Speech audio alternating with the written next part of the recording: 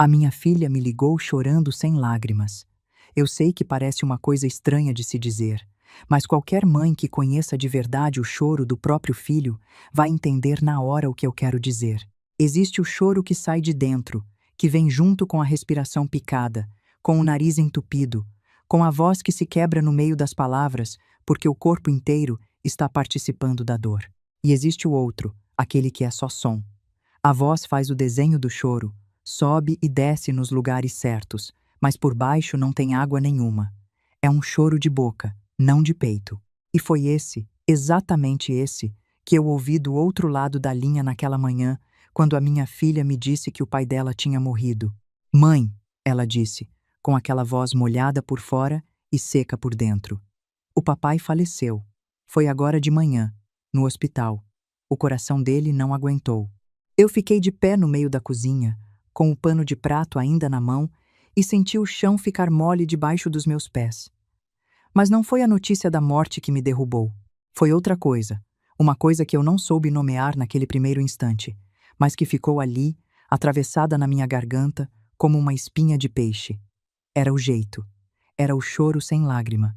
Era alguma coisa errada no ar. Alguma coisa que o meu corpo sentiu antes da minha cabeça entender. Porque, veja bem, eu deveria estar desabando naquele momento. A notícia da morte do meu companheiro de 48 anos deveria ter me jogado no chão. E uma parte de mim, sim, queria desabar. Mas tinha outra parte, uma parte velha, treinada, que eu nem sabia que ainda estava acordada dentro de mim, que em vez de chorar, ficou alerta. Como um cão velho que levanta a orelha no meio do sono porque ouviu um barulho que os outros não ouviram, essa parte de mim não estava chorando o Raymond.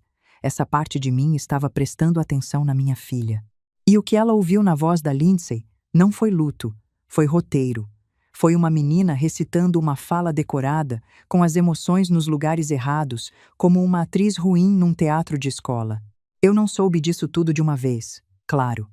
Naquele primeiro segundo, foi só o aperto, a espinha na garganta, o desconforto sem nome.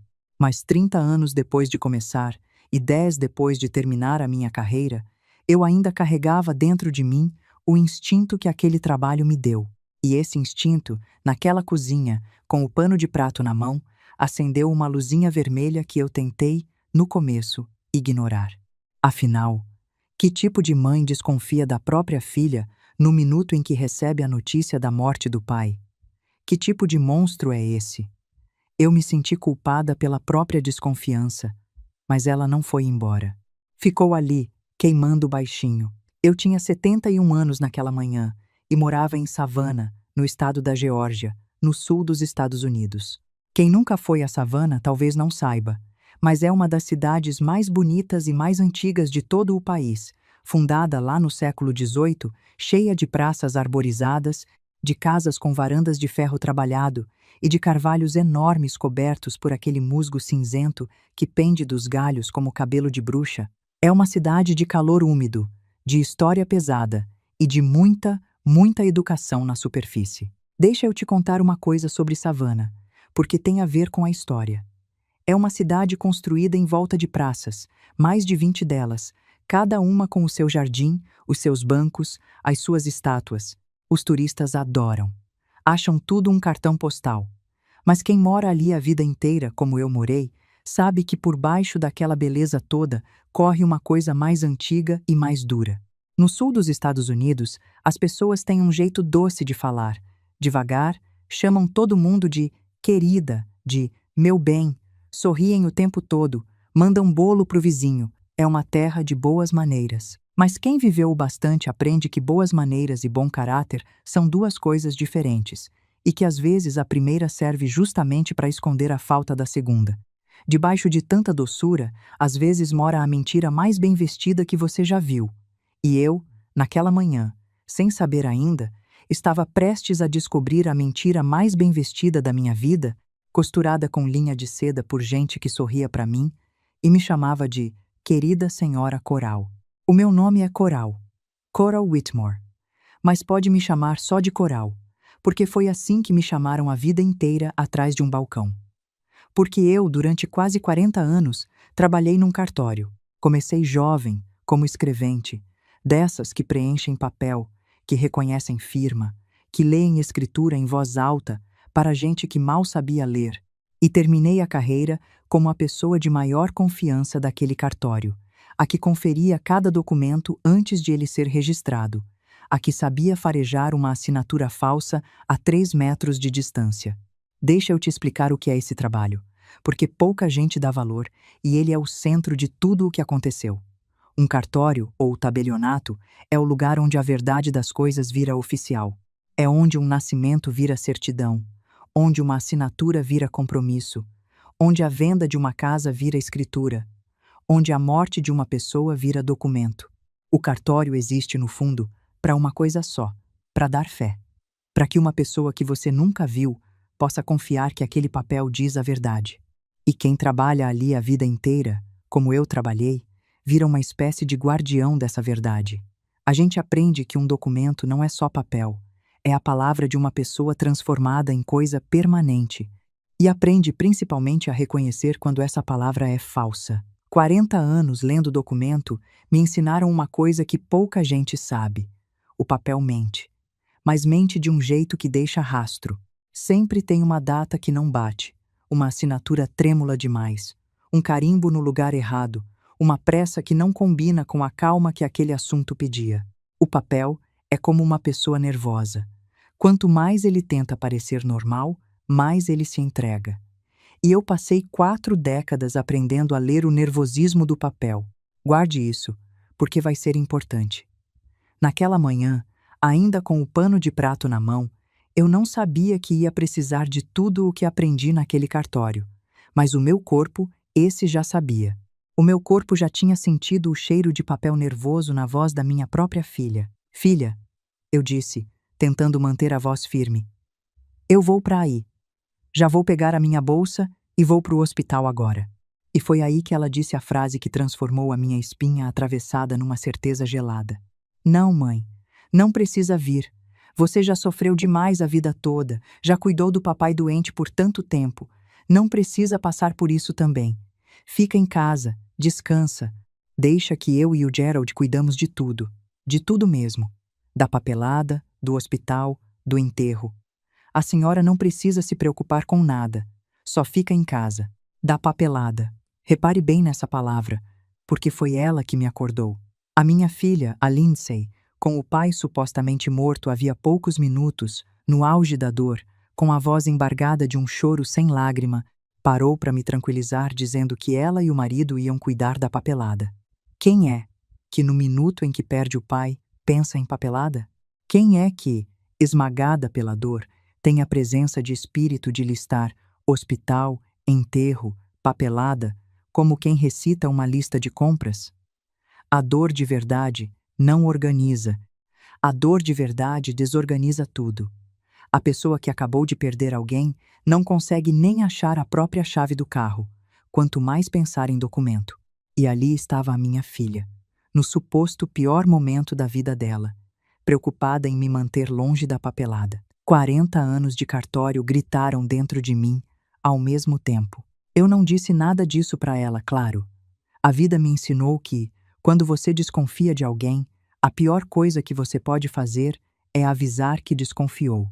Então eu engoli tudo, deixei a voz tremer de propósito e disse: Tá bom, filha, se você acha melhor.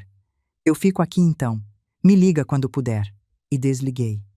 Fiquei parada na cozinha, com o coração batendo forte, tentando entender o que estava acontecendo. Será que eu estava ficando louca? Será que era só a minha cabeça velha de ex-escrevente, vendo fraude onde só havia luto? Será que eu estava desconfiando da minha própria filha, num momento em que ela só queria me poupar? Por um instante, eu quase acreditei nisso. Quase me convenci de que era paranoia minha, que eu estava transformando o cuidado da minha filha em conspiração. E talvez eu tivesse ficado em casa, talvez eu tivesse obedecido, talvez essa história toda tivesse terminado de um jeito completamente diferente, se o telefone não tocasse de novo. Exatamente 1 minuto depois. Eu nem tinha largado o aparelho ainda. Era um número que eu não conhecia. Do hospital. Eu atendi com a mão tremendo. Senhora Coral? Era uma voz de mulher, baixa, apressada, quase um sussurro, como quem fala escondido. A senhora é a esposa do Sr. Raymond Whitmore? Sou eu, respondi. O que aconteceu? A minha filha acabou de me dizer que o meu marido. Escuta. A mulher me cortou e a urgência na voz dela me calou na hora. Eu não tenho muito tempo e eu não devia estar fazendo essa ligação. Eu posso perder o meu emprego por isso, mas eu não consegui ficar quieta. A senhora precisa ouvir o que eu vou dizer e precisa ouvir com calma, porque é importante demais. O meu coração parou. O seu marido não morreu, senhora Coral. O Sr. Raymond está vivo. Está internado aqui, na ala leste, e está vivo. Eu o vi há menos de 1 hora. Ele está fraco, mas está vivo. O pano de prato caiu da minha mão no chão. Como assim vivo? Eu consegui dizer, com a voz saindo num fiapo. Mas a minha filha acabou de me ligar dizendo que ele faleceu de manhã, que o coração. Eu sei, disse a mulher. Eu sei o que estão dizendo. E é exatamente por isso que eu estou te ligando, arriscando tudo. Não confie na sua filha, senhora Coral. Não confie no marido dela. Não confie em ninguém que estiver te dizendo para ficar em casa. Venha para o hospital. Venha agora, com urgência. Mas não vá pela recepção. Não pergunte pelo seu marido na entrada. Venha direto para o consultório do Dr. Hollis, no 3º andar, ala administrativa. Eu vou estar esperando perto de lá. Pergunte pela enfermeira Dorothy. Sou eu. E pelo amor de Deus, venha rápido porque eu não sei quanto tempo a gente tem. E ela desligou. Eu fiquei ali, no meio da cozinha, com o pano de prato no chão, o telefone mudo na mão e o mundo inteiro girando devagar à minha volta. O meu marido estava vivo. A minha filha tinha me ligado dizendo que ele estava morto. E uma enfermeira que eu nunca tinha visto na vida estava arriscando o emprego para me dizer para não confiar na minha própria filha e correr para o hospital. Mas eu estou indo rápido demais. Para você entender o tamanho do buraco em que eu estava prestes a enfiar a cabeça e o que foi que eu encontrei naquele consultório do 3º andar, eu preciso voltar um pouco. Preciso te contar quem era o meu Raymond, o que tinha acontecido com ele nos últimos meses e por que a minha própria filha, o sangue do meu sangue, era capaz de me dizer que o pai dela tinha morrido quando ele ainda respirava. O meu Raymond e eu fomos casados por 48 anos. 48. Quase meio século de uma vida dividida com o mesmo homem. A gente se conheceu jovem, naquele tempo em que as coisas eram mais simples, e construiu, devagar, do zero, uma vida confortável. Não éramos ricos, mas tínhamos o suficiente. A nossa casa, que era nossa, sem dever 1 centavo a banco nenhum. Uma poupança razoável, juntada moeda por moeda ao longo de décadas, e principalmente, uma apólice de seguro de vida que o Raymond fez questão de manter a vida inteira, pagando religiosamente todo mês, dizendo que era para eu nunca passar necessidade caso ele fosse antes. Coral, ele dizia, eu não vou deixar você na mão. Esse seguro é a minha promessa de que, mesmo morto, eu ainda cuido de você. Era um valor alto esse seguro, bem alto. Guarde isso também. Foi mais ou menos uns 2 anos antes daquela manhã que a saúde do Raymond começou a ruir. Primeiro o coração, depois um derrame, depois aquela sequência de problemas que vem em cascata quando o corpo de um homem velho começa a falhar. E foi nesse período, com o meu marido fragilizado, que a minha filha, a Lindsay, e o marido dela, o Gerald, começaram a rondar a nossa vida de um jeito que, na época, eu quis interpretar como carinho, e que só muito depois eu entendi que era outra coisa. A Lindsay é a minha única filha.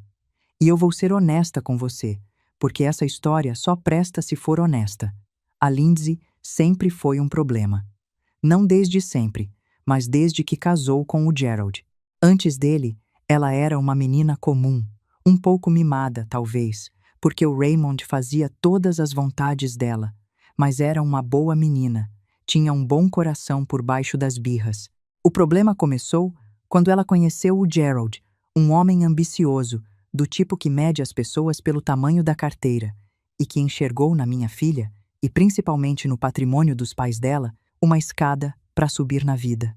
O Gerald tinha sempre um negócio novo que ia mudar tudo, sempre um investimento que ia multiplicar o dinheiro, e sempre, sempre, uma dívida atrás dele que ninguém via, mas que estava lá, crescendo como mato no quintal abandonado. Deixa eu te falar do Gerald, porque entender esse homem é entender a tragédia toda. Ele era o tipo de pessoa que confunde aparência com sucesso. Para ele, o importante não era ser, era parecer. Parecer rico, parecer bem-sucedido, parecer importante. E para manter essa aparência, ele gastava o que não tinha, devia a quem podia, e empurrava os problemas para frente com a esperança de que algum golpe de sorte resolvesse tudo. Eu já tinha visto esse tipo de homem desfilar pelo balcão do meu cartório a vida inteira, vindo registrar escrituras de bens que mal podiam pagar, fazendo dívida em cima de dívida. Eu sabia como aquela história terminava. Termina sempre mal. A pergunta nunca é se, é quando e quem vai pagar a conta no final. O que eu não imaginava é que no caso do Gerald, a conta ia tentar ser paga com a vida do meu marido. Ao longo dos anos, eu vi o Gerald transformar a minha filha.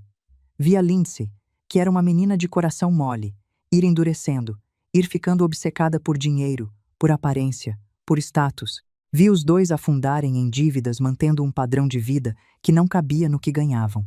Carro do ano, casa grande num condomínio chique, viagens que eles postavam nas redes sociais para todo mundo ver. Tudo no crédito, tudo na aparência, tudo por fora.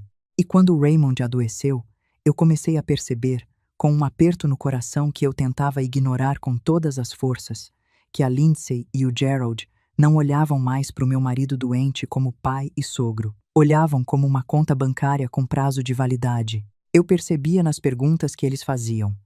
Mãe, o papai deixou testamento? Mãe, aquele seguro de vida do papai ainda está em dia? Mãe, a casa está no nome de quem?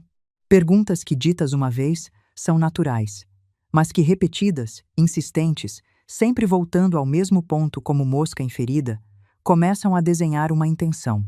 E eu, com os meus 40 anos de cartório, sabia ler intenção do mesmo jeito que sabia ler documento. Por baixo daquelas perguntas tão preocupadas, tão de filha dedicada, eu ouvia outra pergunta, a verdadeira, a que eles não tinham coragem de dizer em voz alta. Quanto a gente vai ganhar quando ele morrer?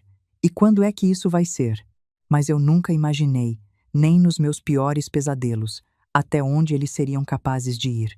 Eu achava que, no máximo, eles estavam de olho na herança, esperando, contando os dias de um jeito frio, mas, digamos, dentro da lei. O que eu não imaginava é que existia uma terceira pessoa naquela história. Uma pessoa que eu mal conhecia, mas que era o verdadeiro cérebro de tudo. Uma pessoa de jaleco branco. O Dr. Hollis. O Dr. Hollis era o médico que vinha acompanhando o Raymond nos últimos meses. Um homem de uns 50 e poucos anos, de cabelo grisalho bem cortado, óculos caros, e aquele jeito macio e confiante de falar que faz a gente baixar a guarda. Ele tratava todo mundo com uma cordialidade tão lisa que escorregava, chamava o meu marido de meu amigo Raymond. Me chamava de querida senhora Coral. Apertava a minha mão com as duas mãos dele, daquele jeito que político faz. E eu, confesso, no começo gostei dele. Achei que o Raymond estava em boas mãos. Como eu estava enganada. Deixa eu te explicar uma coisa, porque é o centro de tudo o que aconteceu.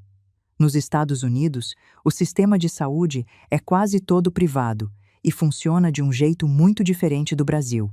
Aqui no Brasil, com todos os problemas que o sistema tem, existe uma coisa chamada Sistema Único de Saúde, o famoso SUS, que atende qualquer pessoa de graça, do mais rico ao mais pobre, e que é uma das maiores redes públicas de saúde do mundo inteiro.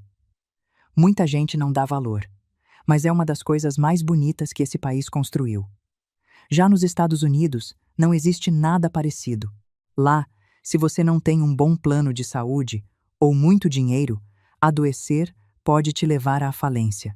Um tratamento de câncer, uma internação longa, uma cirurgia complicada, podem custar centenas de milhares de dólares.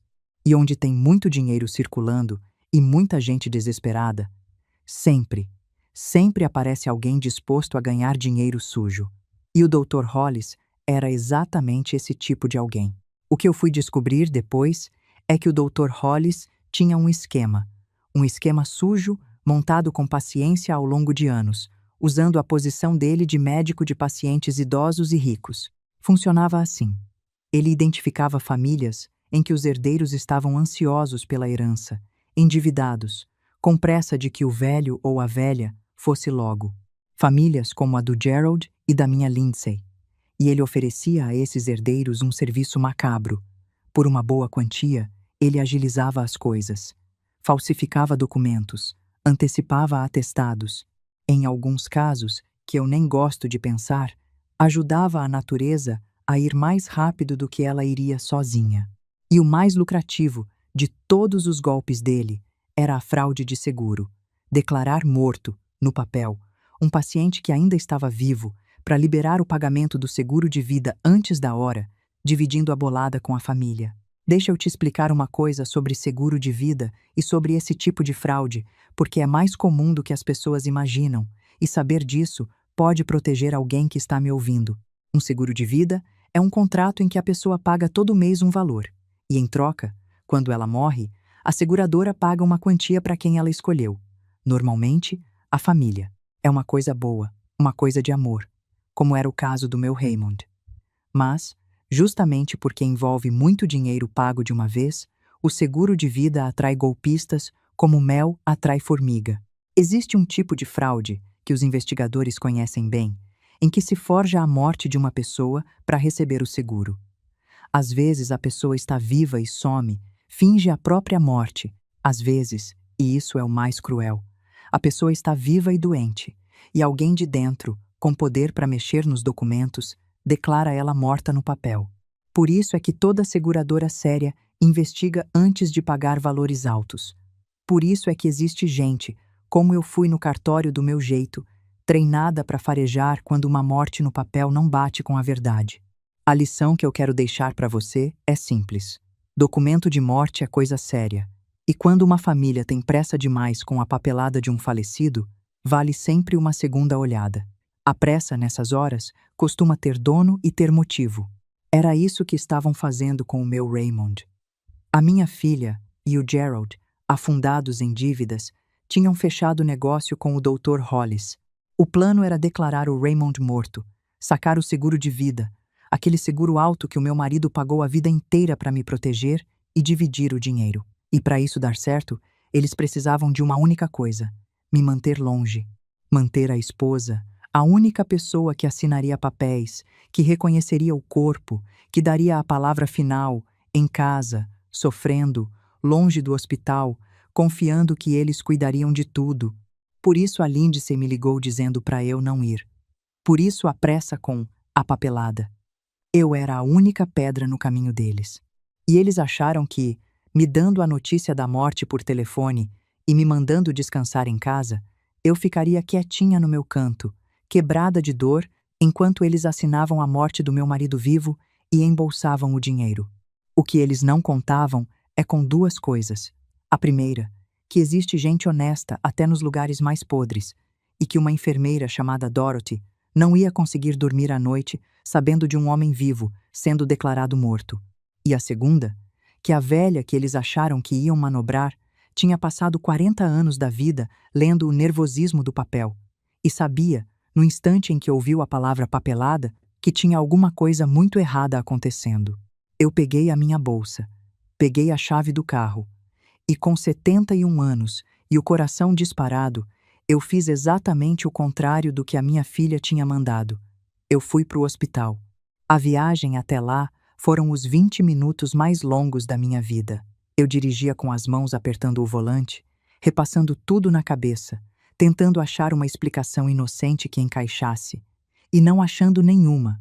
Se o Raymond tivesse morrido mesmo, por que a enfermeira ligaria dizendo que ele estava vivo? Se fosse engano da enfermeira, por que a minha filha estaria com tanta pressa de me manter longe? Não tinha versão boa. Toda forma de juntar aquelas peças resultava num desenho feio. Eu nunca tinha dirigido com tanto medo e tanta determinação ao mesmo tempo. Passava pelas praças bonitas de Savannah, pelos carvalhos cheios de musgo, por aquela cidade doce e mentirosa, e só conseguia pensar numa coisa: chegar a tempo. A tempo de quê? Eu nem sabia direito. A tempo de impedir uma assinatura. A tempo de salvar um homem que talvez já não pudesse ser salvo. A tempo de não chegar e descobrir que tinha demorado demais. O meu coração de 71 anos batia de um jeito que me assustava, e eu pedia a Deus, baixinho, que ele aguentasse só mais um pouco, que não me falhasse logo agora, justo agora que o Raymond precisava de mim mais do que nunca. E eu pensava na minha filha, em cada fase da vida dela passando como num filme. A Lindsay bebê, dormindo no meu colo. A Lindsay criança, correndo nas praças de savana. A Lindsay adolescente, brigando comigo por bobagem. A Lindsay noiva linda, de branco. E a Lindsay daquela manhã, com a voz seca por dentro, me dizendo para ficar em casa enquanto planejava roubar o pai morto-vivo. Como é que uma coisa vira a outra? Em que momento a minha menininha de colo virou aquela mulher do telefone? Eu não tinha resposta, só tinha a dor, e o volante, e os 20 minutos mais longos da minha vida. Cheguei ao hospital, estacionei torto, quase subindo na guia, e fiz como a Dorothy tinha dito. Não fui pela recepção, não perguntei pelo Raymond. Entrei por uma porta lateral, peguei o elevador e subi direto para o terceiro andar, para a ala administrativa, procurando o consultório do Dr. Hollis.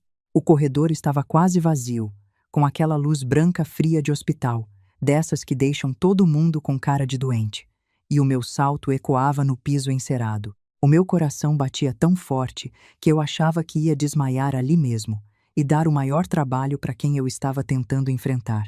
E foi então que uma porta se abriu de leve e uma mão me puxou para dentro de uma pequena sala lateral, uma copa de funcionários. Eu quase gritei de susto. Era uma mulher de uns 60 anos, de uniforme de enfermagem, com o rosto cansado e os olhos assustados, mas firmes. "Senhora Coral?" Ela sussurrou. "Sou eu, a Dorothy. Graças a Deus a senhora veio. Eu estava com medo de que tivesse obedecido à sua filha e ficado em casa. Escuta com atenção, porque a gente tem pouco tempo." E ali, naquela copa apertada que cheirava a café velho e a desinfetante, a Dorothy me contou tudo. Falando baixo, rápido, olhando para a porta a cada poucos segundos, ela despejou em mim a verdade inteira. Me contou do esquema do Dr. Hollis. Me contou que tinha visto, com os próprios olhos, o prontuário do meu marido sendo preparado para uma declaração de óbito, com data daquela manhã, antes mesmo de qualquer coisa ter acontecido com ele. Me contou que o Raymond estava vivo, sedado, fraco depois de uma crise que ele tinha tido, mas vivo, respirando, na ala leste. E me contou que a minha filha e o genro tinham estado ali mais cedo, reunidos a portas fechadas com o Dr. Hollis na sala dele, e que ela tinha ouvido, sem querer, ao passar com um carrinho de medicação, pedaços de uma conversa sobre valores, sobre assinatura, sobre manter a mãe fora disso até estar tudo resolvido, manter a mãe fora disso. Essas palavras ditas pela Dorothy encaixaram com a frase da minha filha no telefone. "Deixa que a gente cuida de tudo. Você não precisa vir", como duas peças do mesmo quebra-cabeça macabro. Naquele momento, qualquer dúvida que ainda pudesse restar dentro de mim morreu. Não era paranoia de velha, não era luto me confundindo. Era real. Estavam, naquele exato instante, tentando matar o meu marido no papel para embolsar o seguro dele. "Eu trabalho aqui há 22 anos, senhora Coral", a Dorothy me disse, com os olhos cheios de água, as mãos torcendo a barra do uniforme. Eu já desconfiava desse homem faz tempo. Já vi coisas estranhas, óbitos rápidos demais, famílias saindo daqui com uma pressa que não é de luto, papéis que apareciam prontos rápido demais. Mas eu nunca tive coragem de fazer nada, porque ele é poderoso, tem advogado, tem amigo na diretoria, e eu sou só uma enfermeira, há 3 anos de me aposentar. Eu tenho medo, senhora Coral. Tenho medo de perder o meu emprego, a minha aposentadoria, tudo pelo que eu trabalhei, mas dessa vez eu não consegui. Dessa vez, tinha um homem vivo sendo declarado morto, e a esposa dele sendo enganada pela própria filha por telefone. Eu fiquei na copa, com o telefone do prontuário na mão, e pensei: "Dorothy, se você não ligar para essa mulher, você vai carregar esse peso até o fim da vida."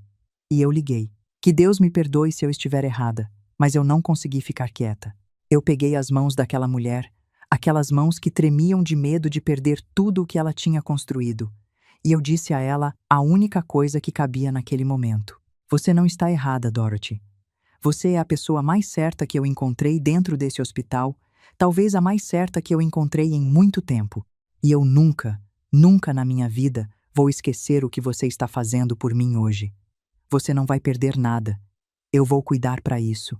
A partir de agora, você não está mais sozinha nessa. Agora somos duas. E então eu respirei fundo, endireitei as costas e fiz o que 40 anos de cartório tinham me preparado para fazer a vida inteira sem que eu soubesse. Eu fui atrás do papel, porque eu sabia, com toda a certeza do mundo, que num esquema desses a prova não está nas pessoas, que mentem, que negam, que se defendem. A prova está sempre no papel, e o papel, esse, não sabe mentir para quem sabe lê-lo. Eu pedi para Dorothy uma coisa só, que ela me levasse, sem ninguém ver, até onde ficava o prontuário do meu marido. E o que eu encontrei naquele prontuário foi o começo do fim do Dr. Hollis. Mas antes de eu te contar o que tinha naquele prontuário, deixa eu voltar um pouco mais, porque você precisa entender quem era o meu Raymond para sentir o tamanho do que estavam fazendo com ele. O Raymond era um homem simples e bom. Trabalhou a vida inteira como mestre de obras dessas pessoas que constroem com as próprias mãos as casas onde os outros vão morar. Tinha as mãos grossas, calejadas, e um jeito de falar devagar, pensando antes de cada frase. Não era homem de muita conversa, mas era homem de muita ação. Quando eu precisava de alguma coisa, ele não dizia "eu te amo" com a boca. Ele consertava a torneira que pingava. Ele trocava o pneu do meu carro na chuva. Ele acordava cedo para ligar o carro e deixar quentinho para mim nas manhãs frias de inverno. O amor dele era feito de gestos, não de palavras. E talvez por isso a falta dele, mesmo quando ele ainda estava vivo, mas já doente, já doce tanto. A gente se conheceu jovem, eu com 19 anos, ele com 21, num baile de igreja, dessas coisas simples de antigamente. Ele não sabia dançar direito, pisava no meu pé, ficava vermelho, e foi exatamente esse jeito desajeitado e honesto que me conquistou. Porque os homens espertos demais, de conversa boa demais, esses eu sempre desconfiei. O Raymond era o contrário. Tudo o que ele tinha, ele mostrava. Não tinha segunda intenção, não tinha fundo falso. Era um homem inteiro, de uma peça só. A gente namorou 4 anos e casou. E a partir dali foram 48 anos construindo uma vida tijolo por tijolo, do mesmo jeito que ele construía as casas dos outros. A gente construiu uma vida boa juntos, não uma vida rica, mas uma vida digna, honesta, sem dever nada a ninguém. Criamos a Lindsay com o que a gente podia. Demos a ela estudo, demos a ela amor, demos a ela mais do que a gente teve. E o Raymond tinha um orgulho especial daquele seguro de vida. Para um homem que veio de baixo, que conheceu a pobreza na infância, que passou fome de verdade quando menino, poder garantir que a esposa não passaria necessidade depois que ele morresse, era a maior prova de amor que ele sabia dar. Coral, ele me dizia, batendo no bolso onde guardava os papéis. Enquanto eu pagar isso aqui todo mês, você está protegida. Pode acontecer qualquer coisa comigo que você não vai ficar desamparada. Ele não sabia, coitado, que justamente aquele seguro, aquela prova de amor dele, ia virar o motivo pelo qual a própria filha dele tentaria declará-lo, morto antes da hora. O Raymond começou a adoecer mais ou menos uns 2 anos antes daquela manhã. Foi o coração, primeiro, e depois um derrame que o deixou com a fala arrastada e o lado esquerdo do corpo mais fraco. Ele se recuperou em parte, com muita fisioterapia, com muita teimosia, mas ficou dependente, precisando de cuidados, de remédios caros, de idas e vindas ao hospital. E eu cuidei dele. Cuidei sozinha, na maior parte do tempo, porque a Lindsay aparecia pouco, sempre com pressa, sempre com o Gerald reclamando que tinha compromisso. Eu dava banho no meu Raymond, eu dava comida na boca dele nos dias ruins, eu lia jornal para ele à noite porque a vista dele tinha enfraquecido. Foram 2 anos difíceis, mas foram, à sua maneira, 2 anos de amor. Porque cuidar de quem a gente ama, mesmo no cansaço, mesmo na exaustão, é uma forma de amor que só quem passou por isso entende. E foi nesse período que a minha filha, a Lindsay, e o marido dela, o Gerald, começaram a se aproximar de um jeito que, na época, eu interpretei como amor tardio como arrependimento por terem ficado distantes, e que só muito depois eu entendi que era outra coisa. Eles começaram a aparecer mais, mas não para ajudar. Apareciam para perguntar, para rondar, para medir, com aqueles olhos, quanto tempo ainda faltava. E eu, cega de mãe, querendo acreditar no melhor da minha filha, demorei a enxergar o que o meu olho de cartório já tinha farejado fazia tempo. Porque é isso que o dinheiro faz com certas pessoas. Não com todas, graças a Deus. Mas com certas pessoas, o dinheiro entra como um verme e vai comendo por dentro tudo o que era bom, até sobrar só a ganância. E foi isso que aconteceu com a minha Lindsay, depois que ela se juntou com o Gerald. Eu vi, ao longo dos anos, a minha menina se transformar. Vi o brilho de ganância substituir o brilho de carinho nos olhos dela. Vi ela parar de perguntar como o papai está se sentindo e começar a perguntar quanto tempo os médicos acham que ele tem. São perguntas parecidas na superfície, mas que vêm de lugares opostos do coração. Uma vem do amor, a outra, da espera. Eu sofri muito com essa transformação da minha filha, sozinha, sem dizer a ninguém. Por que mãe tem coragem de admitir, nem para si mesma, que a própria filha virou uma pessoa que ela não reconhece mais? Eu inventava desculpas para ela na minha cabeça. É o Gerald que influencia. É a pressão das dívidas. No fundo ela é boa, é só uma fase. A gente faz isso com os filhos, inventa versões boas deles para não ter que encarar a versão real. Eu fiz isso com a Lindsay por anos, até aquela manhã, quando o choro sem lágrima dela no telefone derrubou todas as desculpas que eu tinha construído de uma vez só. E ali, no hospital, com a Dorothy do meu lado, eu finalmente parei de inventar desculpas. Eu encarei a verdade nua. A minha filha era capaz de me dizer que o pai dela tinha morrido, com ele ainda vivo na cama, para ganhar dinheiro. Não tinha mais desculpa que tapasse esse buraco. E doeu. Doeu de um jeito que nem a morte do Raymond teria doído. Porque a morte é coisa da natureza. A gente aceita. Mas a traição de um filho é coisa que vai contra a natureza inteira, contra tudo o que a gente carregou na barriga e criou no peito. Mas eu não tinha tempo para chorar naquele momento. O choro ia ter que esperar. Naquela hora, eu precisava ser a coral do cartório, não a coral mãe. Eu precisava ser fria, metódica e rápida, porque tinha um homem vivo, o meu homem, sendo transformado em papel de defunto a poucos metros de mim. E eu era a única pessoa no mundo com o conhecimento e a vontade de impedir aquilo. A Dorothy me levou por um corredor de serviço, até uma sala onde ficavam os prontuários e os computadores da enfermagem. Ela olhou para os dois lados, me fez entrar e foi buscar a pasta do meu marido. As mãos dela tremiam tanto que ela quase deixou a pasta cair. E quando ela me entregou aquele monte de papéis, e eu botei os meus óculos de leitura e comecei a folhear, 40 anos de cartório acordaram dentro de mim de uma vez só. A primeira coisa que eu vi foi a tal declaração de óbito, já preenchida, já com a data daquela manhã, já com a causa da morte escrita, parada cardíaca, esperando só a assinatura final do médico para virar oficial. Um documento dizendo que o meu marido estava morto, com a tinta ainda fresca, enquanto o meu marido respirava na ala leste. Mas não foi isso que me deu a prova. Qualquer um podia dizer que foi um erro, um adiantamento administrativo, um engano. Não. O que me deu a prova foi uma coisa muito menor, muito mais sutil, dessas que só um olho treinado de 4 décadas pega: a data e a assinatura. E uma coisinha que não batia. Deixa eu te explicar o que era a coisinha que não batia, porque é aqui que 40 anos de cartório valeram cada dia. A declaração de óbito do meu marido estava preenchida com a data daquela manhã e com a hora da morte registrada como 7h15. 7h15 da manhã.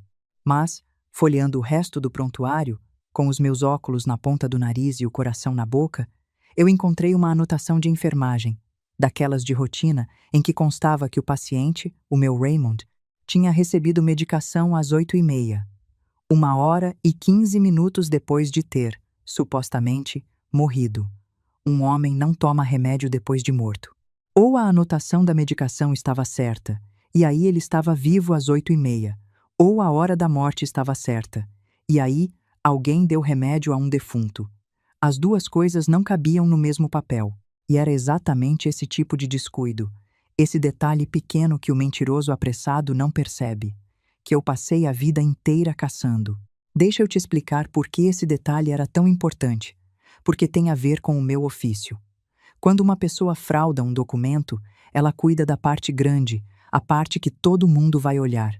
No caso, a declaração de óbito em si, o nome certo, a data redonda, a causa da morte plausível, a assinatura no lugar. O que o fraudador esquece é das partes pequenas, das anotações laterais, dos papéis de apoio que ninguém costuma cruzar com o documento principal. Mas a verdade de um caso não está nunca no documento principal, que foi todo arrumadinho para enganar. A verdade está nas beiradas, nos papéis que o mentiroso não teve o cuidado de alinhar com a mentira. No cartório, eu aprendi a nunca olhar primeiro para a parte que a pessoa quer me mostrar. Eu olhava sempre para as beiradas. E foi numa beirada, numa anotação banal de enfermagem, que o Dr. Hollis se enforcou. Tinha mais. A assinatura do médico na declaração de óbito estava lá, do Dr. Hollis. Mas a tinta dela era de uma cor levemente diferente do resto do documento. Mais escura, mais fresca, para um olho comum, nada. Para um olho de cartório, gritava. Aquela assinatura foi posta num momento diferente do preenchimento, possivelmente adiantada, possivelmente para deixar tudo pronto para oficializar, assim que a família desse o último sinal. Eu já tinha visto isso dezenas de vezes em documentos forjados que chegaram ao meu balcão. Quando uma pessoa preenche e assina um documento de uma vez só, num mesmo ato, a tinta é toda da mesma idade, do mesmo tom. Quando ela preenche num dia e assina noutro, ou preenche uma parte agora para completar depois, a tinta denuncia. A tinta envelhece, muda de tom com o tempo e com o ar. E aquela assinatura era mais nova que o corpo do documento. Falava por si. E tinha a causa da morte. Parada cardíaca. Escrita com uma letra ligeiramente diferente, mais apertada, mais apressada, como quem preenche um espaço que tinha ficado em branco de propósito, esperando para ser completado na hora certa. Era tudo teatro. Um teatro bem montado, que enganaria qualquer família comum em luto, que enganaria qualquer funcionário apressado, que enganaria a cidade inteira. Mas não enganava uma velha escrevente que passou 40 anos lendo o nervosismo do papel. Para mim, aquele prontuário não era um conjunto de documentos. Era uma confissão. Gritava do começo ao fim que ali tinha sido cometida uma fraude, e gritava o nome de quem a cometeu. Eu fotografei tudo, com as mãos tremendo, mas fotografei. Cada página daquele prontuário, a declaração de óbito, a anotação da medicação, a assinatura de tinta fresca, a causa da morte de letra apertada, tudo. A Dorothy ficava na porta, vigiando o corredor, sussurrando: "Rápido, senhora Coral! Rápido! Alguém pode vir!" E eu, que nunca tinha sido de tecnologia, que sempre reclamei desses telefones modernos, abençoei naquele dia o celular que a minha neta tinha me ensinado a usar com tanta paciência, porque cada foto daquelas era um prego no caixão do esquema do Dr. Hollis. A prova não estava nas pessoas, estava no papel. Sempre esteve no papel. Gente mente, negam, choram, se defendem, contratam advogado. O papel, não. O papel fica ali, quieto, dizendo a verdade para quem souber ler, lá, paciente, esperando 40 anos se for preciso para encontrar o olho certo. E o olho certo, naquela manhã, era o meu. Quando eu terminei de fotografar, eu fiz uma coisa que a Dorothy não esperava.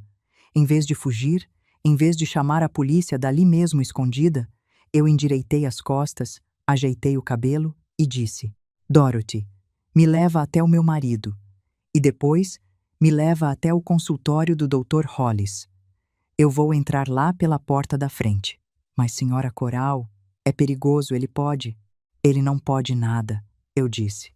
E a minha voz saiu com uma firmeza que me surpreendeu. Eu passei 40 anos sentada do outro lado de um balcão, encarando gente que tentava passar documento falso na minha frente. Homem grande, homem importante, homem de terno. Eu nunca abaixei a cabeça para nenhum. Não vai ser hoje, com a vida do meu marido em jogo, que eu vou começar. Primeiro, a Dorothy me levou até o Raymond. E aqui eu preciso parar um pouco, porque essa foi a parte mais difícil de tudo.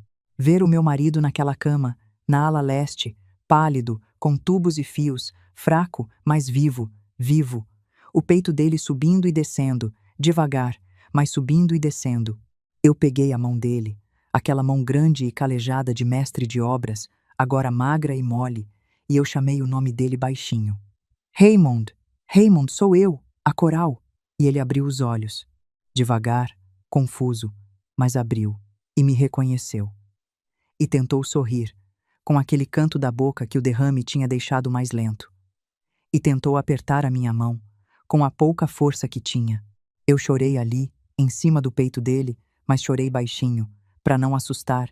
Chorei de alívio, de raiva, de amor, tudo misturado, porque eu tinha passado a manhã inteira achando aquele homem morto, chorando ele dentro de mim, e agora ele estava ali, vivo, me reconhecendo, tentando cuidar de mim com o olhar mesmo deitado naquela cama.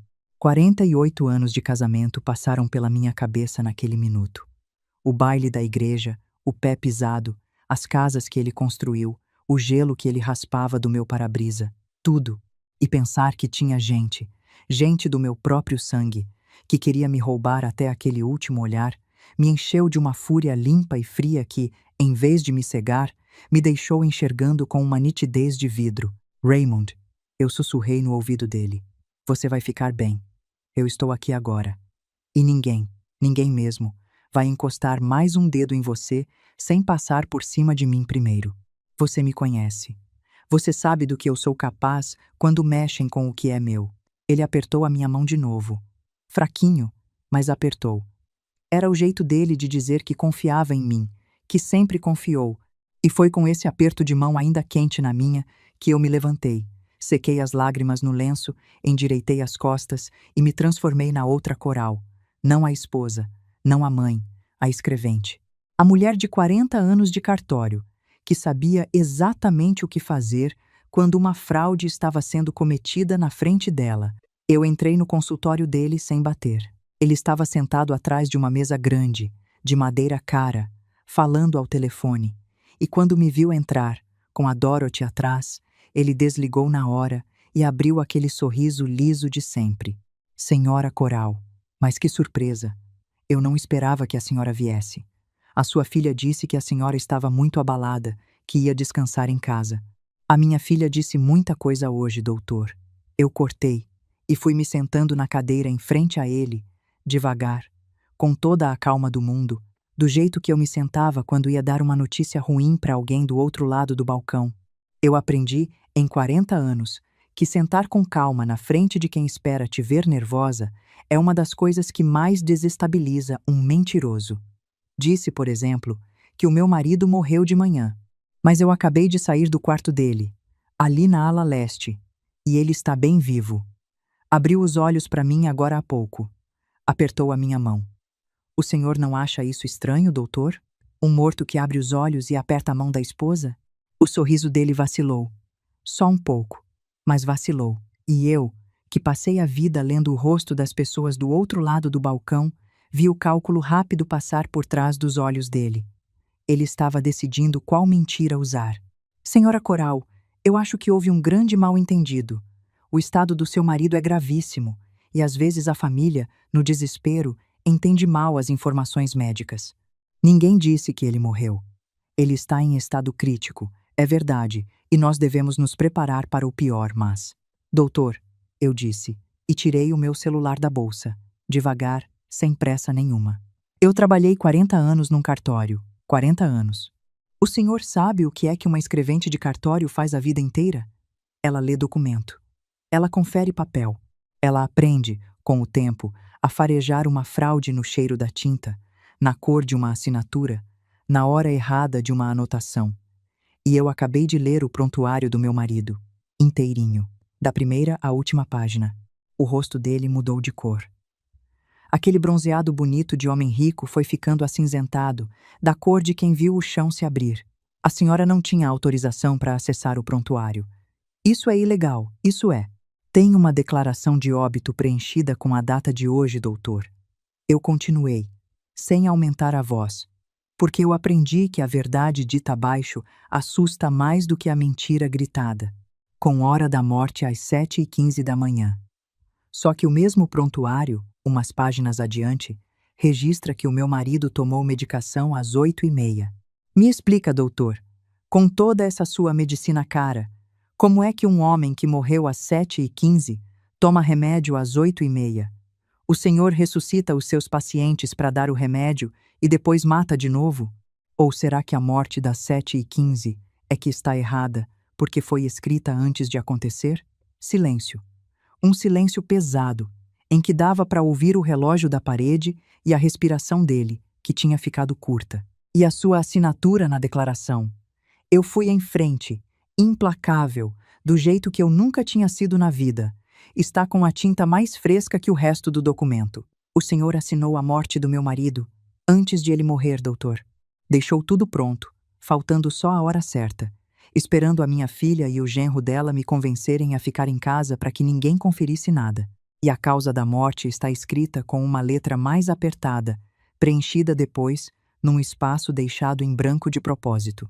Eu já vi esse truque centenas de vezes, doutor.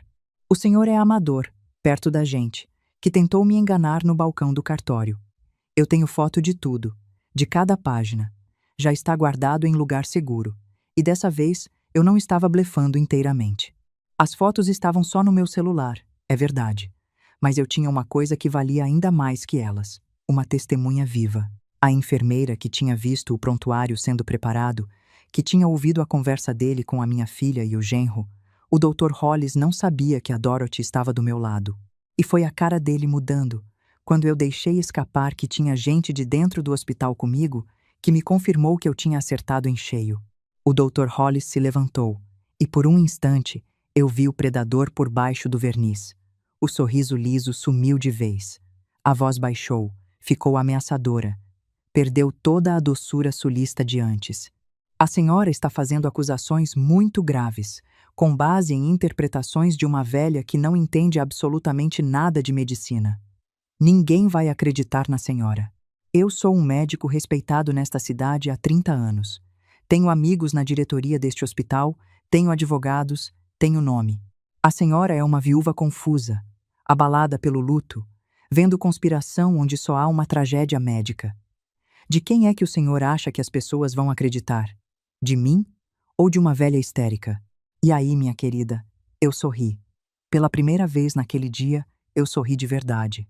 Porque ele tinha acabado de cometer o erro que todos eles cometem, o mesmo erro que a minha filha cometeu, o mesmo erro que o mundo inteiro comete com as mulheres da minha idade. Ele me subestimou. Ele olhou para mim e viu uma velha frágil e confusa. Não viu os 40 anos de cartório. Não viu a mulher que desmontou o falsário profissional. Viu só os cabelos brancos e as rugas. E foi essa cegueira dele que selou o destino dele. O senhor tem razão numa coisa, doutor, eu disse, me levantando também, devagar, encarando ele de igual para igual. Talvez ninguém acreditasse só na minha palavra. Uma velha contra um médico importante. O senhor está certíssimo. Por isso eu não vim aqui para que o senhor confessasse, nem para brigar com o senhor, nem para convencer o senhor de nada. Eu vim aqui só para olhar na sua cara e ter certeza absoluta de que era isso mesmo. E agora eu tenho. O resto não sou eu que vou resolver. São eles. Eles quem? Ele perguntou, e pela primeira vez tinha medo na voz dele. E nesse momento bateram na porta. Porque, enquanto eu conversava com o Dr. Hollis, a Dorothy, seguindo o que eu tinha pedido a ela antes de eu entrar naquele consultório, já tinha feito a ligação, não para mim, para quem resolve esse tipo de coisa de verdade. Quando eu cheguei ao hospital e a Dorothy me contou tudo na copa, a minha cabeça de cartório já tinha montado o plano em segundos. Eu sabia que não adiantava nada eu, sozinha, brigar com o Dr. Hollis. Ele negaria, chamaria a segurança, me poria para fora como uma velha histérica, e até o dia seguinte teria ajeitado o prontuário, sumido com a anotação da medicação, refeito a declaração com tinta nova. A prova evaporaria. Então, antes de subir para o consultório dele, eu fotografei tudo e pedi a uma coisa só a Dorothy, que assim que eu entrasse na sala do Hollis, ela ligasse para a polícia e para a administração do hospital, para alguém de fora do alcance daquele homem. Eu entrei na sala dele não para resolver nada, mas para prendê-lo ali, conversando, ganhando tempo, enquanto a ajuda chegava. Eu fui a isca, a velha histérica, foi a isca que segurou o predador no lugar até a armadilha fechar. Quem entrou pela porta foram 2 policiais, chamados pela Dorothy, e logo atrás deles, um administrador do hospital que a Dorothy também tinha tido a coragem de alertar, contornando o Dr. Hollis e indo direto a alguém acima dele. Porque a Dorothy, aquela enfermeira que tremia de medo de perder o emprego, tinha feito, no fim das contas, a coisa mais corajosa que eu vi alguém fazer na vida. Ela escolheu o lado certo, mesmo com medo, mesmo com tudo a perder. E foi essa coragem dela, somada ao meu olho velho de cartório, que fechou o cerco em volta do Dr. Hollis naquela manhã. Ele tentou, claro, tentou se explicar para os policiais, tentou o sorriso liso, tentou o houve um mal-entendido, tentou puxar o nome, os 30 anos de respeito, os amigos da diretoria. Mas é engraçado como o verniz de um homem desses racha rápido quando a polícia entra na sala. Eu mostrei as fotos do prontuário ali mesmo. Apontei a contradição da hora da morte com a medicação. Apontei a tinta fresca da assinatura. O administrador do hospital, um homem sério, foi ficando branco à medida que entendia o tamanho do que tinha acontecido debaixo do teto dele. E quando mandaram trazer o prontuário original, e ele bateu com as minhas fotos, e a Dorothy confirmou o que tinha visto e ouvido, não teve sorriso liso que segurasse. O Dr. Hollis foi preso ali mesmo, no consultório dele, na frente dos diplomas emoldurados na parede. O que aconteceu depois foi rápido, do jeito que as coisas acontecem quando a verdade finalmente arromba a porta. Deixa eu te explicar uma coisa sobre a lei, porque é importante e foi o que salvou o meu marido. Declarar falsamente a morte de uma pessoa para receber seguro não é uma malandragem qualquer. É crime grave, dos pesados, tanto nos Estados Unidos quanto aqui no Brasil. Configura falsidade de documento, estelionato, fraude contra a seguradora e, dependendo do que se fez para ajudar a natureza a ir mais rápido, coisa muito pior ainda. E quando quem comete é um médico, usando a profissão e o jaleco para isso, o crime é considerado mais grave, porque há uma quebra do dever de cuidar que a sociedade confia àquela profissão. Eu sabia disso porque, nos meus 40 anos de cartório, eu vi mais de um golpe desse ser desmontado, e sabia que a prova que eu tinha nas mãos, aquele prontuário que se contradizia sozinho, era o tipo de prova que não tem advogado caro que derrube. O meu marido foi imediatamente reavaliado por outra equipe médica, transferido de hospital por segurança e recebeu o tratamento correto que o Dr. Hollis vinha sabotando. Porque essa foi a parte mais cruel que eu descobri depois. O Hollis não só ia declarar o Raymond morto no papel, ele vinha, havia semanas, segurando o tratamento do meu marido, deixando ele piorar de propósito, para que a morte real chegasse logo e o papel virasse verdade sem muito esforço. Quando o Raymond recebeu o tratamento correto, num hospital decente, com médicos honestos, ele melhorou. Devagar, mas melhorou. Aquele homem forte de mestre de obras ainda tinha muita luta dentro dele. E quando a investigação avançou, descobriu-se que o meu Raymond não era a primeira vítima, que aquele homem vinha fazendo aquilo havia anos, com várias famílias, e que tinha um rastro de mortes apressadas atrás dele, que a polícia passou meses desenrolando. Deixa eu te contar como a coisa se desenrolou, porque foi a parte que me deu mais paz. Com as minhas fotos do prontuário, com o testemunho da Dorothy e com a denúncia formal que eu fiz questão de registrar pessoalmente, a polícia abriu uma investigação séria. E uma vez que se começa a puxar um fio desses, o novelo inteiro vem junto. Pediram os registros de outros pacientes idosos do Dr. Hollis. Cruzaram datas de óbito com pagamentos de seguro. Ouviram outras enfermeiras, que vendo que dessa vez o homem ia cair de verdade, criaram coragem para contar o que tinham engolido por anos. E o que apareceu foi de embrulhar o estômago. Várias famílias que tinham recebido seguros gordos logo depois de mortes convenientes, sempre com a assinatura do mesmo médico, sempre com aquela mesma pressa na papelada que eu reconheci na voz da minha filha. O Conselho de Medicina entrou no caso. E aqui vale uma observação, porque tem gente que acha que médico pode tudo e nunca responde por nada. Não é verdade.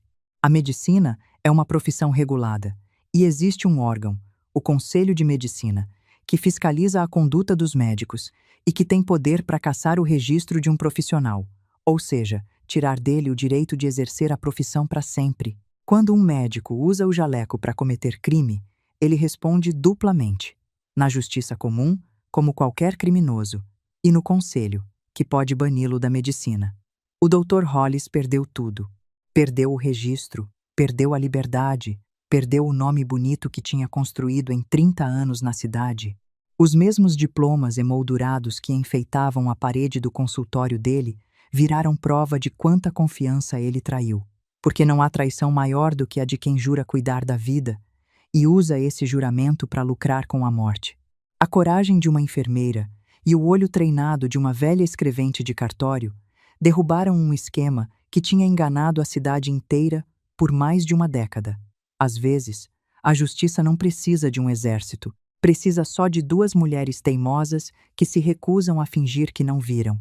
Eu penso muito nisso. Penso em quantas famílias foram enganadas antes da minha, em quantos velhos foram declarados mortos antes da hora, em quanto sofrimento aquele homem causou e em como tudo aquilo só parou, porque uma enfermeira chamada Dorothy não conseguiu dormir e uma velha chamada Coral não conseguiu ficar quieta. Imagina se a Dorothy tivesse engolido mais aquela, como tinha engolido tantas. Imagina se eu tivesse obedecido à minha filha e ficado em casa. O Raymond estaria morto e o Dr. Hollis estaria livre, procurando a próxima família. A diferença entre a justiça e a impunidade, naquele caso, foram duas mulheres que decidiram não calar. Nunca subestime o poder de uma pessoa comum que decide fazer a coisa certa. Agora deixa eu te contar a parte mais difícil de toda essa história. A parte da minha filha. Quando os policiais chegaram, a Lindsay e o Gerald ainda estavam no hospital, numa sala de espera, aguardando, eu soube depois, a confirmação, para começar a movimentar o seguro. Imagina o tamanho da frieza. Estavam ali, sentados, tomando café da máquina, esperando a notícia de que o pai, o sogro, tinha sido oficialmente declarado morto para correr atrás do dinheiro. Não estavam num velório imaginário, não estavam chorando. Estavam esperando, como quem espera o resultado de um negócio. E foi assim, sentados naquela sala de espera, que eles foram detidos junto com o Dr. Hollis. E eu tive que viver a coisa mais antinatural que uma mãe pode viver. Ver a própria filha algemada, sendo levada por policiais, por ter participado de um plano para declarar o pai morto e roubar o dinheiro que esse mesmo pai juntou a vida inteira, moeda por moeda, para proteger a família. Tem dores na vida para que a gente não tem nome. Essa é uma delas. Não existe palavra para descrever o que uma mãe sente ao ver a filha algemada por causa de uma maldade contra o próprio pai. A Lindsay me olhou, quando passou por mim no corredor. E nos olhos dela, no primeiro momento, não tinha arrependimento, não tinha vergonha, tinha raiva. Raiva de mim, pura, ardida. Você não podia ficar quieta, né, mãe? Ela cuspiu para mim, com a voz cheia de ódio, enquanto era levada. Você nunca pôde ficar quieta. Sempre tem que se meter, sempre tem que estragar tudo. A vida inteira foi assim. E aquilo, minha querida, doeu mais do que tudo. Doeu mais do que a notícia falsa da morte. Doeu mais do que a fraude, doeu mais do que qualquer coisa. Porque naquele olhar de raiva eu vi, com uma clareza terrível, que a filha que eu criei já não existia havia muito tempo. O Gerald, a ganância, as dívidas, a obsessão por aparência, tinham comido a minha menina por dentro, devagar, ao longo de anos, até não sobrar quase nada dela. O que restou foi aquela mulher de olhos duros, me culpando por ter salvado a vida do próprio pai. Eu não respondi à altura. Eu não gritei, não chorei na frente dela, não dei a ela o espetáculo que talvez ela esperasse. Eu só olhei para minha filha, com o coração partido em 1000 pedaços por dentro, mas com o rosto firme por fora, e disse uma única frase, baixinho, para que só ela ouvisse. Eu fiquei quieta a vida toda, Lindsay. Foi por isso que você achou que eu ia ficar quieta dessa vez também. A vida inteira eu engoli, eu aturei, eu não fiz cena. Eu fui a mãe boazinha que não dá trabalho. E foi essa mulher que vocês acharam que iam manobrar hoje. Mas tem uma coisa que uma mãe nunca fica quieta. quando tentam matar o pai dos filhos dela na frente dela. Aí, minha filha, até a mais quieta das mulheres vira leoa. E segui em frente, para ficar com o Raymond, que era quem precisava de mim. Não olhei para trás. Doía demais para olhar para trás. A Lindsay e o Gerald responderam pela participação no esquema. O Gerald, que era o cérebro daquele lado da história, o que tinha procurado o Hollis e arquitetado tudo, pegou a pena mais pesada. A Lindsay, por ter um papel menor e por ser ré primária, teve uma punição mais branda, mas teve. E o casamento dos dois, aquele casamento de aparência construído em cima de dívida e ganância, não sobreviveu nem ao primeiro mês de problema de verdade.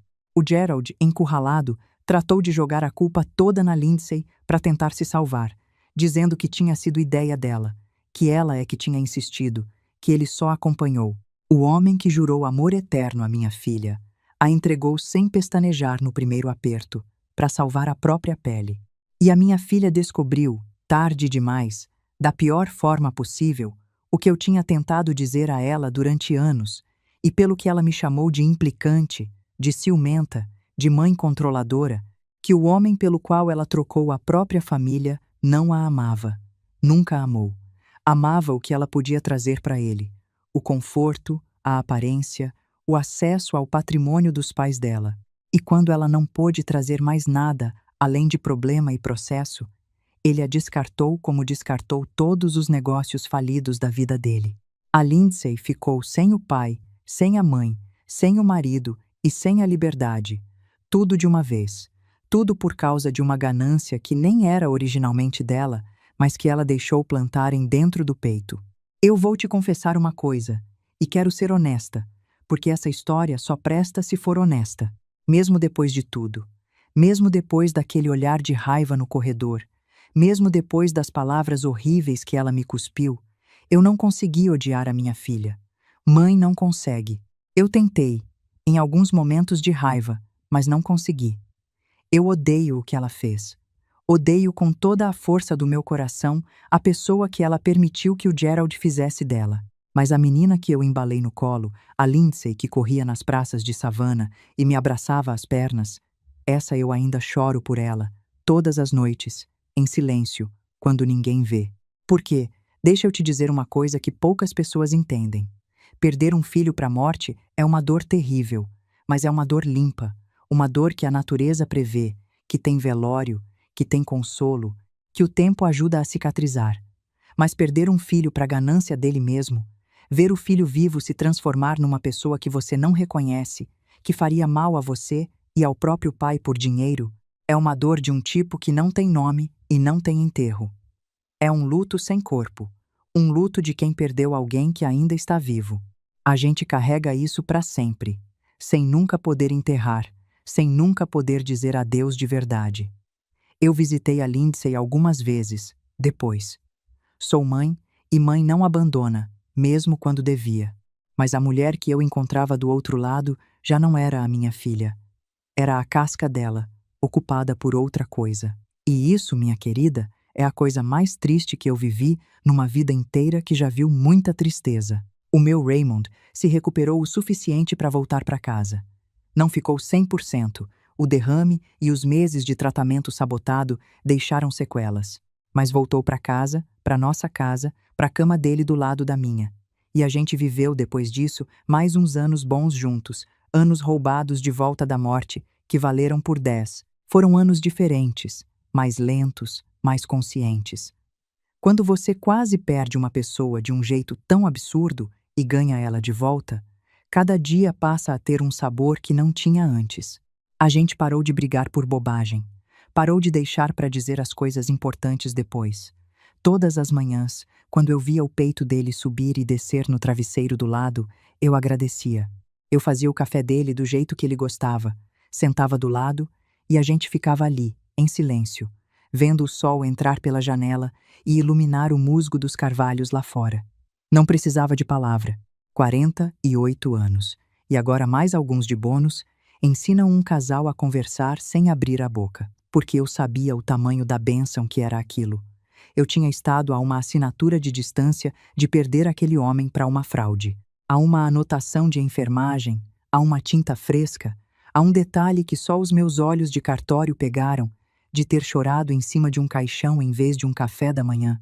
E o destino, com a ajuda de uma enfermeira corajosa e de 40 anos de profissão, que eu achava que não serviam mais para nada, tinha me devolvido ele. Cada manhã com o Raymond, depois daquilo, foi uma manhã que a vida me deu de presente, depois de quase ter sido roubada.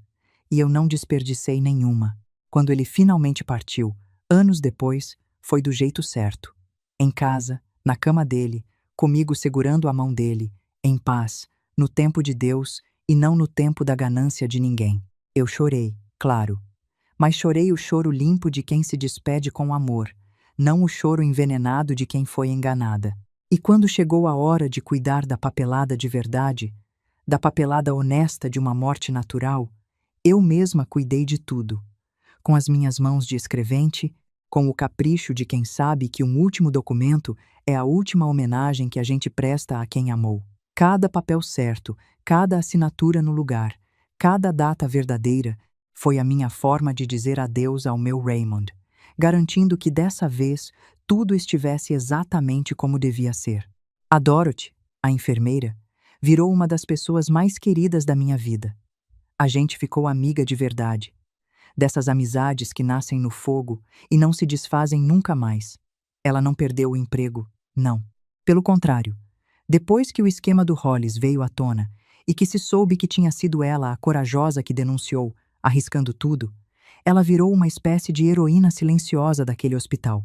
As outras enfermeiras, que tinham engolido tanta coisa por medo, passaram a olhar para ela de um jeito diferente, e a administração, depois de quase ter sido arrastada na lama junto com o Hollis, fez questão de protegê-la. E todo Natal, desde então, a Dorothy janta na minha casa. Sentava do lado do Raymond, enquanto ele viveu, e ele, do jeito dele de poucas palavras, fazia questão de servir o prato dela primeiro, porque ele sabia, mesmo com a fala arrastada do derrame, que devia a vida àquela mulher. Hoje, viúva, sou eu e a Dorothy, que passamos o Natal juntas, duas velhas que a vida juntou da maneira mais improvável, rindo na cozinha, lembrando daquele dia maluco em que uma enfermeira e uma escrevente de cartório derrubaram um médico criminoso. Porque família, minha querida, eu aprendi tarde, com 70 e poucos anos, nem sempre é a do sangue. Às vezes a família é a estranha que arrisca o próprio emprego, a própria aposentadoria, a própria paz, para te dizer a verdade quando o seu próprio sangue está te enganando. A minha filha, do meu sangue, tentou me destruir. A Dorothy, uma estranha, me salvou. E se a vida me ensinou alguma coisa nessa história toda, foi que a gente não escolhe a família com que nasce, mas escolhe, sim, a família com que decide envelhecer. E eu escolhi a Dorothy. Deixa eu te dizer o que eu aprendi com tudo isso, perto dos 72 anos, para você que está me ouvindo, talvez na sua cozinha, talvez deitada antes de dormir. Eu aprendi que o instinto de uma mãe, ou de uma esposa, esse aperto no peito que a gente sente quando alguma coisa está errada mesmo sem prova, não é bobagem de velha, não é paranoia, é a soma de tudo o que a gente viveu, de tudo o que a gente já viu, falando com a gente numa língua mais antiga que as palavras. Quando o seu corpo te disser que tem algo errado, mesmo que a sua cabeça não saiba explicar o quê, escute o seu corpo. Ele guarda lições que a razão esquece. Ele lê sinais que os olhos não veem. O meu corpo soube, no primeiro segundo daquele telefonema, que o choro da minha filha era de boca e não de peito. A minha cabeça, coitada, ainda quis acreditar nela por mais alguns minutos, ainda inventou desculpas. Mas o meu corpo soube na hora. E se eu tivesse escutado só a minha cabeça, que queria acreditar no melhor da minha filha, o meu Raymond estaria morto. Foi o meu instinto velho, esse que tanta gente manda a gente calar, que salvou a vida do meu marido. Quantas vezes na vida a gente sente que algo está errado e se cala, com medo de parecer louca, exagerada, desconfiada demais? Quantas mulheres aprenderam, como eu aprendi, a duvidar do próprio instinto, a achar que estão imaginando coisa, a engolir a desconfiança para não incomodar? Eu fiz isso a vida toda, e quase paguei o preço mais alto por isso. Então deixa eu te dizer, de mulher para mulher, aquela vozinha dentro de você que diz que algo não está certo, ela merece ser ouvida, Nem sempre ela acerta, mas quando ela insiste, quando ela não cala, quando ela volta de novo, preste atenção. Ela pode estar tentando salvar a sua vida ou a de quem você ama. E eu aprendi outra coisa, a mais importante de todas. Eu aprendi que ficar quieta a vida toda, engolir, não fazer cena, ser a mulher boazinha que não incomoda ninguém, isso tem um preço. As pessoas se acostumam com o seu silêncio. Elas contam com ele. Elas o usam contra você.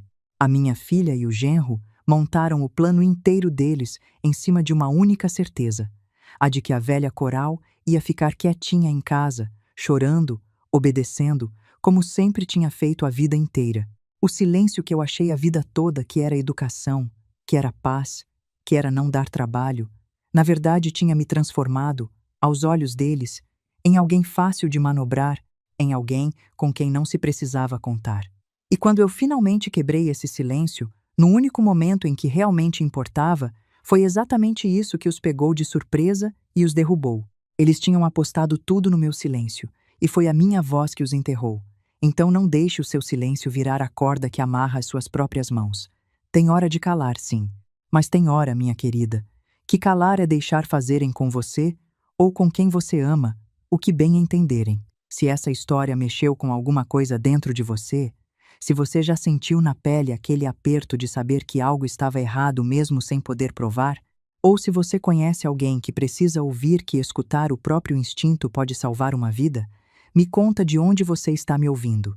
Escreve aqui embaixo qual foi a parte que mais mexeu com você. Compartilha essa história com aquela filha, aquela irmã, aquela amiga que precisa lembrar que ser boa não é ser boba, e que a mulher mais perigosa do mundo é aquela que todos acharam, a vida inteira, que ia ficar quieta. E se inscreve, porque é aqui que a gente se encontra para lembrar, juntas, que o nosso silêncio é uma escolha, e não uma obrigação.